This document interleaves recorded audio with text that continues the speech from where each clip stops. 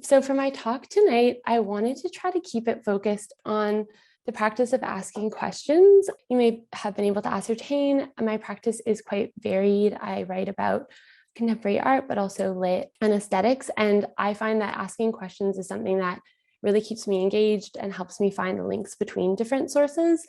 And my hope is that whether your aim is to become really focused in becoming an expert in one particular medium or writing about one particular medium, or if you're maybe just a student who's interested in art more generally or in enhancing your writing and research practices, I think question asking is a good foundation for all of those things. So I hope this will be useful to folks with a range of inroads. So I've divided this talk into 4 sections: asking yourself questions, asking questions in company, asking research questions, and inviting others to co-query or other people to ask with you. And before I get into that, I thought I should just maybe give a little context for what brings me here more specifically, as I will touch on that in the talk. As hopefully some of you know, if you're in Kingston, Nurielle and Nicholas Crombach had a show called Whalefall that premiered in 2019, and those artists asked me to write a catalog essay for them. So I'll be reflecting on what that was like, working with them and sort of the process of researching when you're working with artists and trying to better understand their questions. So that's what led me here. And I guess in thinking about September and the start of the new school year, as I said, I thought it would be a good opportunity to reflect on question asking as it intersects with so many practices. I really hope that the content that I'm about to share will be useful to you. And I just want to say, as a heads up, if anyone has any more specific questions about strategies for pitching or art writing, general or niche questions, I'm super open to them at the end. Or feel free to, just like unmic and ask a question as we go. And as I said, the loose structure for today will involve tracing the arc of question asking from the moment of seeing an artwork or attending an exhibition, a screening, etc., to potentially discussing said work with one's peers, potentially with the artist themselves or a curator, and then to developing and honing those research questions to eventually being at the point where you can present your questions, hopefully as something that others, strangers might want to engage with, potentially present them to a prospective editor. Moving ahead, asking art questions. I was chatting with a friend before this, and I think the title of this talk is like a bit of a cheap pun, but I do really mean it because I think that when you're starting out thinking about writing about art or adjacent to art, you can really think of the artwork itself as being something you can be in a direct dialogue with. And over the years, I think even though I still feel emerging in many ways, some of the advice I've heard from people is just to really not be afraid to ask stupid questions and really start at a basic level. So I think what I'd like to suggest is that a solid and sort of well-grounded relationship to art writing can begin with really asking yourself what you're perceiving, what you're thinking of, what you're remembering, what you're noticing and what you're not noticing. So I've tried to suggest some basic questions that I think can be in one's mind as you go into an art space. So firstly, what do you see, hear, smell, or just apprehend? Obviously, different contexts will compel you to have different interactions. An immersive art piece or performance, you may have more of a physical awareness of your body in the space. When seeing paintings, you may note how close together they are, or you may be traveling some distance and really have time to think about them as more of discrete wall works. So even on that spatial level, you can think, what's visible when you enter the space? Is everything presented for you, or are you going through the art space, be it a gallery or a more unconventional setting, discovering the work, thinking about how it's been installed? Is it at eye level? Is it at your eye level? What kind of biases may be there? Is it on the floor? Do you have to look up? So just really starting to orient yourself in this space, I think, can be a great place to start. And then really kind of going inwards. And sometimes this happens retrospectively, of course. It can be, quite frankly, sometimes challenging to process everything in the moment, and you may want to go back to the space more than once. If you go with a friend, sometimes it's really nice to have that dialogue, but also, maybe you don't get to really concentrate.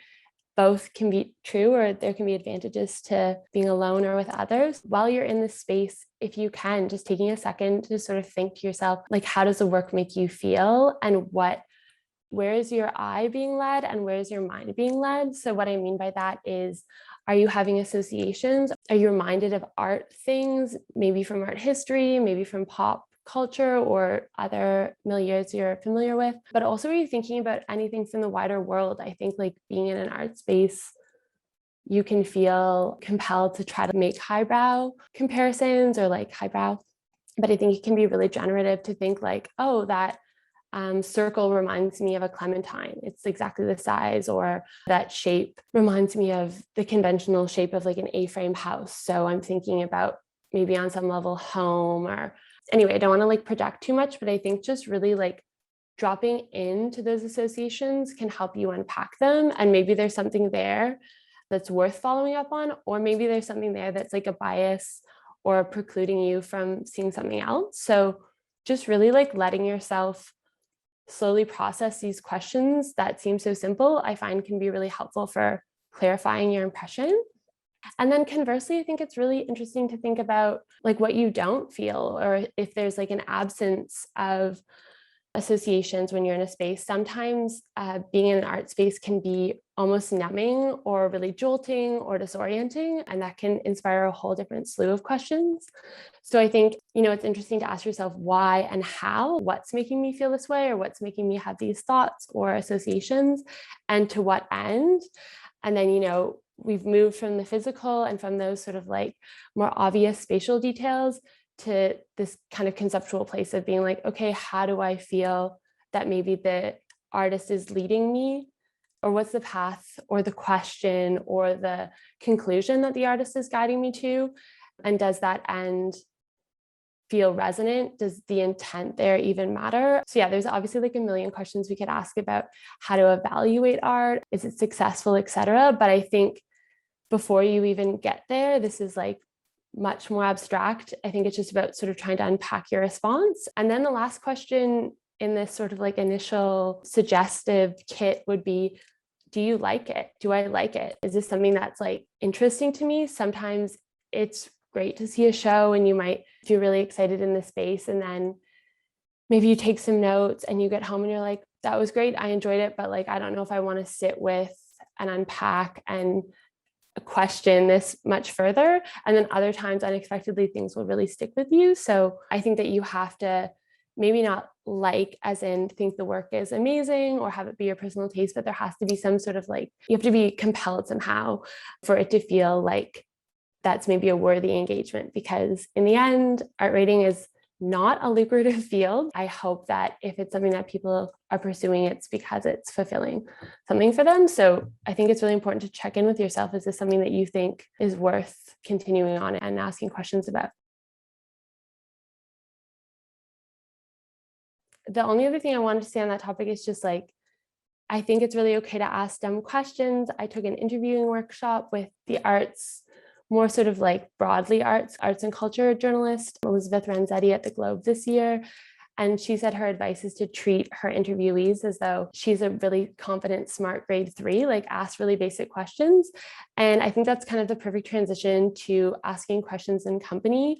Again, I'm not advocating for asking like offensive or ill-informed questions, but I think if you've done your research, by which I mean you've like thought about the show, you've checked in with yourself, if there's components that you're not getting and you think maybe they're rooted in a cultural or political or historical circumstance that you're not familiar with, dig into that and try to fill in those blanks for yourself. But if you still have questions, I think if you can ask them sincerely and at the right time to people, it's super worthwhile. And usually, in my experience, artists and curators are really like happy for you to engage with them. I know I'm always really happy when people want to talk about art.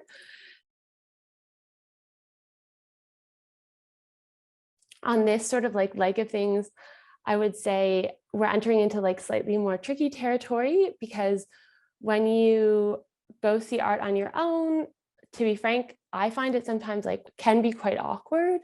People are like watching you watch the art, or you're watching people watch the art. Asking questions to me is like pretty comfortable and natural in most settings, but asking somebody who spent all this time invested in creating work you want to ask them the right question. You want them to feel like you're perceiving it and noting detail.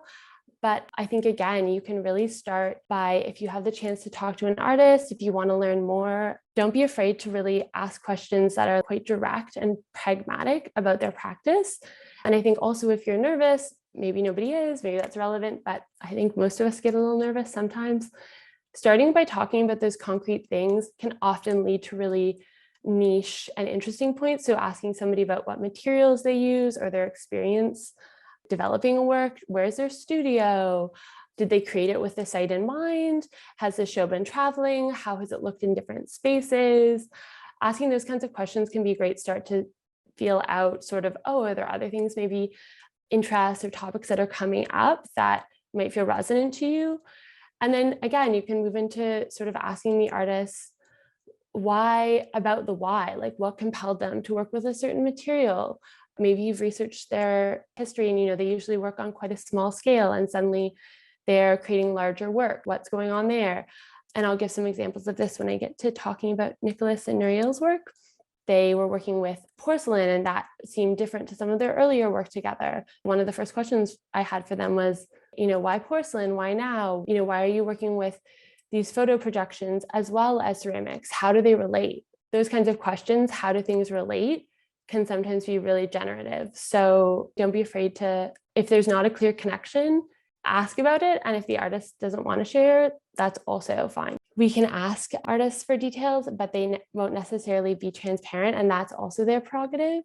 Every question that you're putting to somebody, again, like their answer isn't necessarily like the truth or what you should necessarily take away as being the most important detail, but you're just gathering that into your quiver of arrows, if you will, of information. So I think it can be totally okay to talk to an artist sometimes when you maybe in the future will write about their work. But I do think that treating that as just one stage of your research and ultimately knowing that the strongest kind of art writing, at least in my opinion, comes from having that kind of rigorous engagement and maybe speaking to an artist or curator, but then also like pulling out and questioning, but is this relevant for me? I know that the artist based this abstract sculpture upon a birthday cake they received when they were 10, and it was really important because their grandparent made it and that year they died.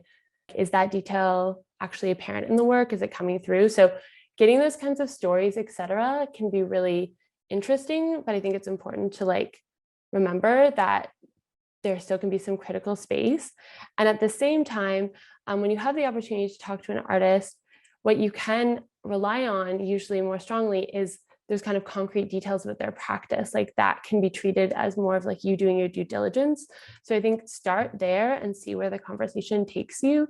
But getting those kinds of facts and information about their practice, even if you don't write about the show, you're like learning about their work, and maybe you'll be better informed later on to write about them or make some kind of a connection.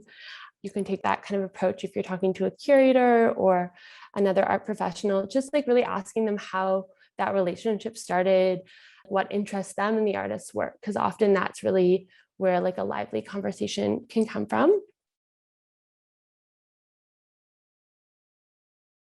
And so I wanted to give an example of this kind of experience of asking an artist about their work and try to pinpoint a couple really quick examples of how it manifests in my writing practice.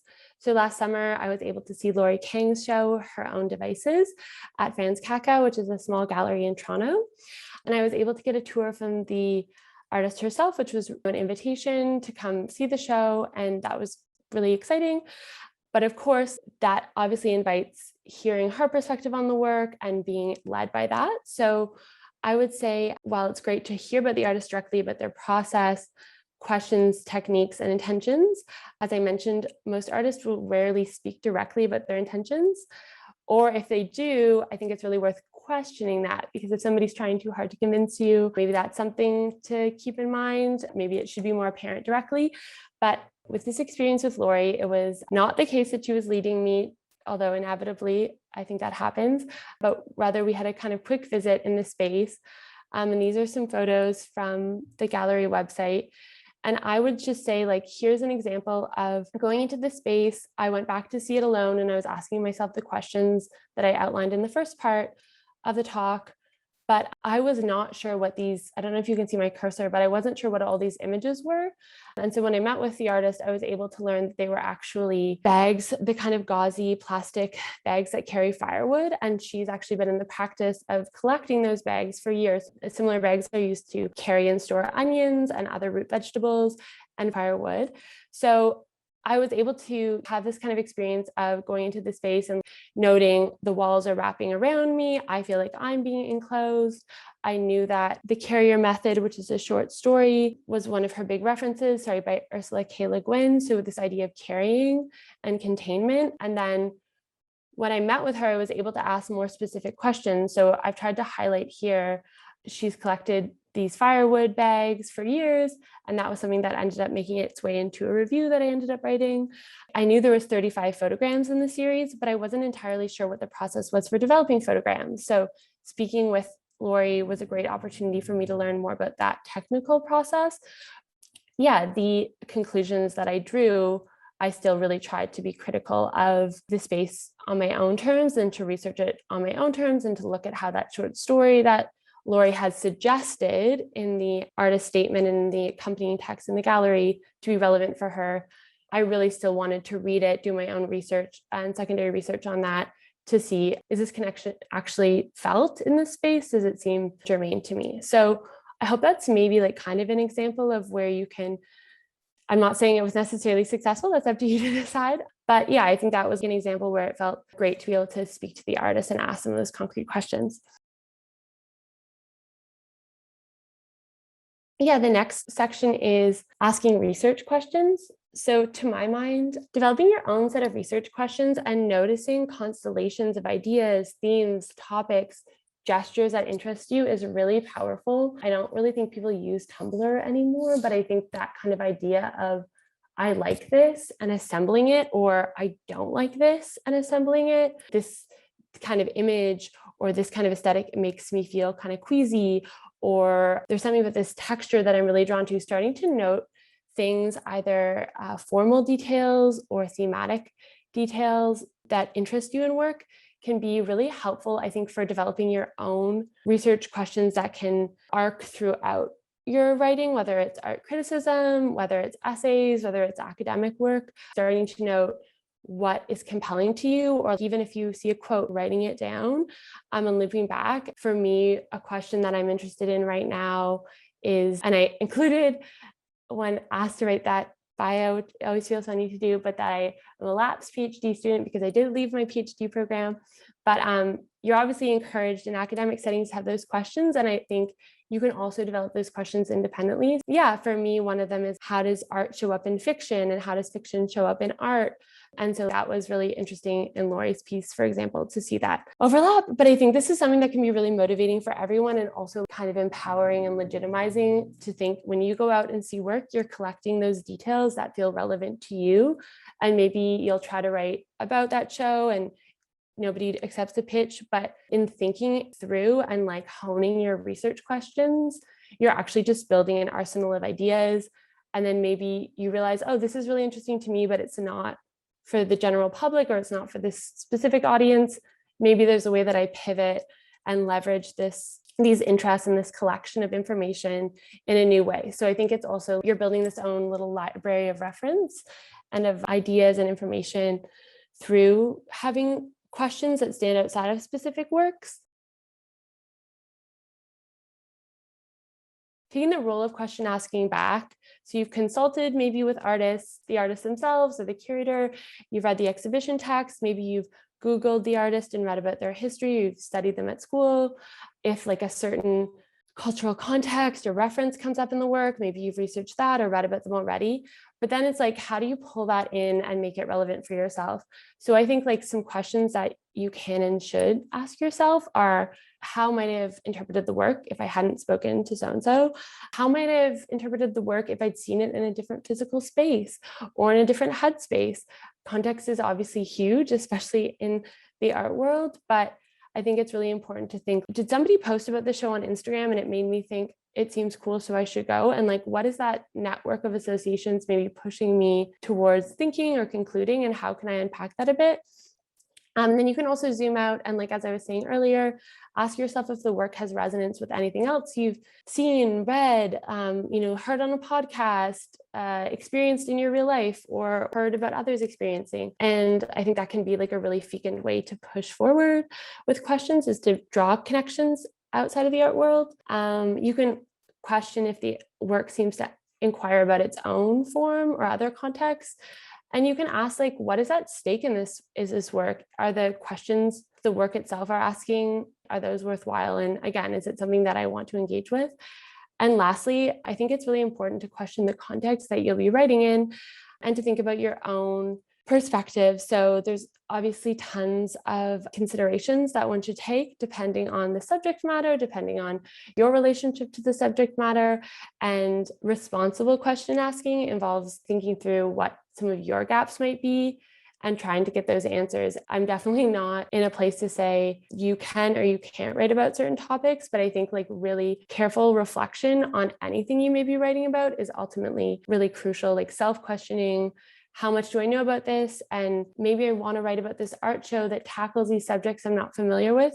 I think that actually can be fine, but you really need to do your due diligence in querying where your own gaps are and like trying to find that information. So I think like responsible question asking is like another part of this. Here are some photos from Nicholas and Nurielle's show. So I got to see some of this work while it was being developed, and I just wanted to super briefly touch on what it means to collaborate, which is very different than writing a review. So with the Lori example, it was important to hear about the work from her and then like zoom out, consider it on my own, consider frameworks. I ended up writing about like containment and contagion, touch, and like the porousness of the work. It was summer 2020, so those topics felt especially urgent given the pandemic, etc.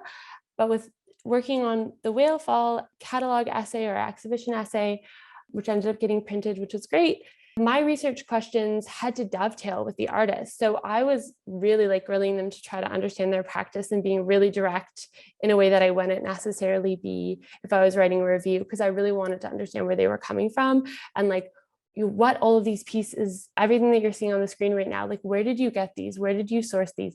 What made you decide to include these safety pins that don't seem to have been cast? How do you feel about cyanotypes, which is the blue? Cyanotype was sort of having a moment that summer. How do you feel about that? Really trying to grill them, because when working with artists in trying to communicate their view is a very different task. And so I really want to understand their research questions. So they were super interested, as I recall, and I hope I communicated in the text, in this process of the whale fall, which is something I didn't know about, whereby a whale, when it dies, falls to the bottom of the sea, and in its natural decomposition, it sort of creates its own micro ecosystem. So they were interested in that, but they were also interested in these early modern scientific processes and apparatuses. And so they weren't necessarily trying to create, as I understand it, like a one-to-one, this is what it would look like at the bottom of the sea representation, yet they were trying to sort of like summon to my mind this movement from like natural history to science. In researching this, I ended up thinking about cabinets of curiosity, which were an early modern phenomenon whereby people would collect what they considered to be strange objects so they could study them at home, like proto individual museums that people would have, proto tumblers almost, where they would collect things of interest and then maybe bring them out after dinner and study them. So I'm just showing this slide really quickly because what happened was I was really, more so than in a review, I was really trying to understand their research questions and their interests, and then trying to reframe them in a complementary way. So that balance is definitely different when you're working to communicate with an artist, because the goal of a catalog essay or an exhibition text is to be sort of an interpretive handle or framework for people who are entering the gallery space who may know nothing about the artist, know nothing about the medium. So yeah, you're trying to communicate in a different way. And like you can see, I open with a quote from Blue Planet, the BBC show, because I watched it to better understand the work. So I thought like, oh, it was important to me to understand what a whale fall actually is to appreciate this work. And maybe other people in the gallery will also have that question. So trying to share that a bit more directly. Just to wrap up, the journey of the question is you go to the art show or you go to the screening or you're at the performance and you're checking in with yourself in your response. Then you're doing your due diligence, you're researching, you're asking questions about the artist and the work. Then whatever the pieces that you're trying to write, you're trying to develop your own angle. And then finally, you're ultimately, maybe you're not, maybe you don't want to share the conversation with others, and that's actually also totally fine. But maybe if you do want to write about what you've seen, you're then aiming to make those questions seem relevant, legible, timely, sensitive, and hopefully interesting for others. So in some cases, having content be available to readers means getting it by editors. So I guess I just wanted to end by briefly outlining the questions you can expect to receive. When you're pitching, you're almost always going to be asked, why are you uniquely qualified or posed to write about X topic? Why now? Why is it relevant now? How will you make this content relevant for the publication and its readers? And what do you want to say, ask, or learn about this work? And these questions may seem super obvious, but when you're pitching, sometimes months in advance of seeing a show, or maybe you see the show and you have to get back to your editor like that night because it's a super quick turnaround for print. Sometimes you haven't had a chance to do all of that work and like research, etc. So that's where having that strong sense of your own ongoing sort of set of nested questions can be really relevant, because you can say, I hear the show is coming up. This is what I know about the artist. These are the kinds of questions I think I could ask, and I think I'd be able to ask them well and with incision and specificity and sensitivity to nuance, because I've already done all of this work. I'm already sitting in this place of, for instance, with Laurie's show, potentially somebody could have written about that in a really interesting way who has experience working with photograms and photogram history. And you could say, I don't know anything about this artist, but I think this is going to be really relevant for a photography audience because photograms are rarely used nowadays. And I'm going to go to the show and I'll write a review based on what I think of it. So I think being able to anticipate that your questions hopefully will be interesting to you no matter what. But in the end, if you want to share them with a wider readership, you have to be able to understand what other people are intrigued by, understand the voice of a publication, and try to frame as you would in like an essay, kind of be able to say, like, these are the questions I want to answer. I may not have the answers yet, but based on the strength of the question, what I have to say or what the answers to come are going to be worthwhile. And that is like daunting, but also sometimes exciting.